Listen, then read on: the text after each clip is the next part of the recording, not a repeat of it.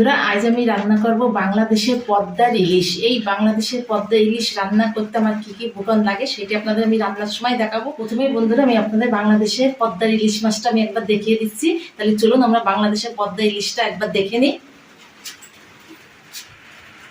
এই যে হচ্ছে বাংলাদেশের পদ্মার ইলিশ। বন্ধুরা দেখুন কত বড় মাছটা, কতটা চওড়া। আর আপনারা যারা খেয়েছেন বাংলাদেশের মাছ তারা অবশ্যই আপনারা জানবেন যে বাংলাদেশের মাছ খেতে কতটা স্বাদ আর ভালো লাগে। আমাদের এই দেশের থেকেও বাংলাদেশের মাছের খেতে খুব সুন্দর। এই বাংলাদেশের মাছটা আপনারা তো ভাবতে পারেন এই বাংলাদেশের পদ্মা ইলিশ মাছটা কোথায় পেয়েছি। বাংলাদেশে আমার দিদি থাকে, আমার দিদি এসছে আমার এখানে বাংলাদেশ থেকে বেড়াতে, আমার দিদি নিয়ে এসছে বাংলাদেশের পদ্মার ইলিশ। তাহলে চলুন বন্ধুরা আমি মাছটা তাহলে কেটে পরিষ্কার করে ধুয়ে নিয়ে আসি, তারপর আপনাদের আমি কিভাবে রান্না করব সেটা দেখাবো।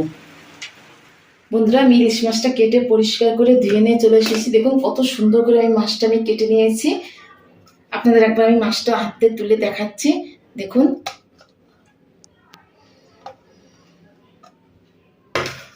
এই ইলিশ মাছের আজকে আমি ঝাল রান্না করব।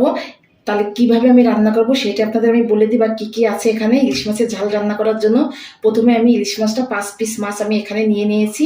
এছাড়া আছে সাদা জিরে, আছে একটা শুকনো লঙ্কা, পরিমাণ মতন কালো সর্ষে, আছে কাঁচা লঙ্কা, আছে সাদা তেল, হলুদ, নুন। তাহলে বন্ধুরা এবার আমি মাছে একটু নুন হলুদটা মাখিয়ে নেব।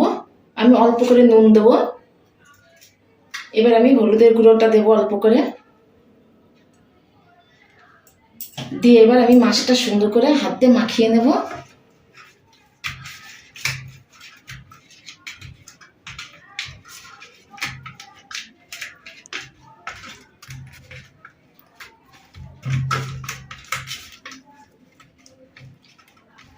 দেখুন বন্ধুরা কত সুন্দর আমি নুন হলুদটা মাছটা আমি মেখে নিয়েছি।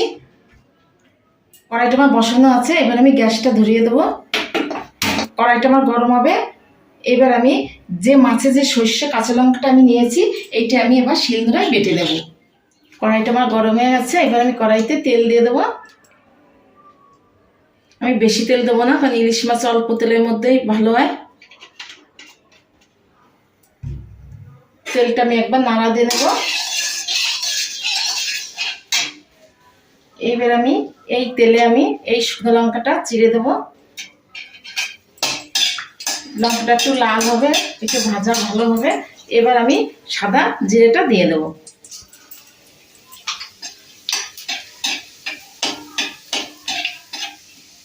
জিরেটা একটু লাল হবে। দেখুন বন্ধুরা জিরেটা আমার লাল হয়ে গেছে, শুকনো লঙ্কাটা আমার ভাজা খুব সুন্দর হয়ে গেছে। এবার আমি এই তেলের মধ্যে আমি হলুদের গুঁড়ো অল্প করে দেব। আমি ইলিশ মাছের জন্য যে মশলাটা আমি সর্ষে কাঁচা লঙ্কা বেটে রেখে দিছি এই মশলাটা আমি এখন এই তেলের পরে দিয়ে দেবো। দিয়ে আমি একটু নাড়া দিয়ে নেব। আমি সামান্য একটু জল দেবো। এই সর্ষে বাটা ইলিশ মাছ, আমি ইলিশ মাছটা আমি ভাজবো না, আমি এই মশলাটা হালকা একটু কষায়ে তারপরে আমি মাছটা আমি এর মধ্যে আমি দিয়ে দেবো। এবার আমি লবণ দিয়ে দেবো।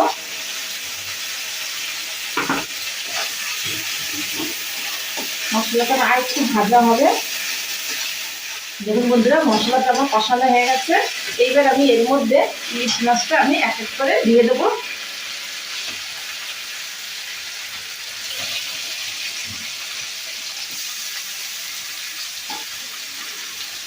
আমি এই ইলিশ মাছের ঝালটা করার জন্য 5 পিস মাছ নিয়েছি, আর বাকি মাছটা আমি রেখে দিছি, অন্য কোনো সময় খাওয়া হয়ে যাবে। আপনারা চাইলে আপনারা একটু বেশিও দিতে পারেন।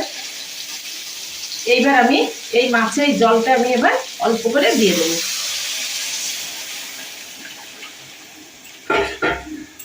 দিয়ে এবার আমি একটু নাড়া দিয়ে নেবো। আমি হাত খুন্তি দিয়ে নাড়া দেবো না।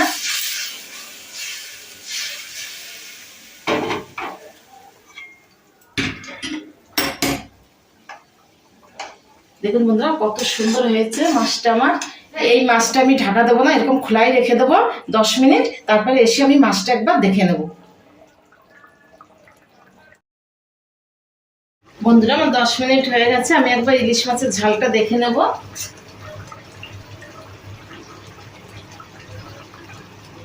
দেখুন বন্ধুরা কত সুন্দর সর্ষে দিয়ে ইলিশ মাছের ঝালটা আমার হয়ে গেছে, কত সুন্দর, গন্ধটাও খুব সুন্দর বেরিয়েছে। বাংলাদেশের মাছ বন্ধুরা, খুবই ভালো মাছটা। এইটুকু ঝোল আমি রেখে দেব, আর আমি ঝোলটা আর শুকাবো না। এবার আমি গ্যাসটা অফ করে দেব, আমি কড়াইটা নামিয়ে নেব।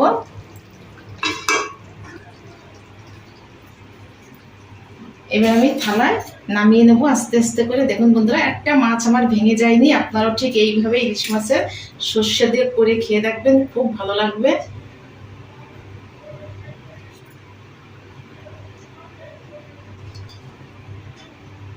দেখুন বন্ধুরা, কত সুন্দর, মাছটা আমার একটু ভেঙে যায়নি।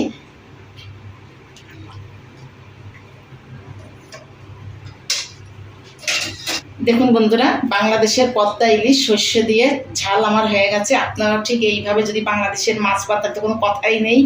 আর এই আমাদের এখানে মাছও খুব ভালো কিনতে পারলে আপনারা এইভাবে আপনারা ইলিশ মাছের সর্ষে দিয়ে ঝাল করে খেয়ে দেখবেন, খুব ভালো লাগবে। আর কেমন হয় আমাকে অবশ্যই করে জানাবেন। সো বন্ধুরা, ভিডিওটি ভালো লেগে থাকলে অবশ্যই লাইক, শেয়ার অ্যান্ড সাবস্ক্রাইব করে পাশে থাকা বেল আইকনটি অবশ্যই প্রেস করে দেবেন। আর আজকের জন্য এতটুকুই। দেখা হচ্ছে আপনাদের সাথে অন্য কোনো ভিডিও নিয়ে। ততক্ষণের জন্য টাটা বন্ধুরা।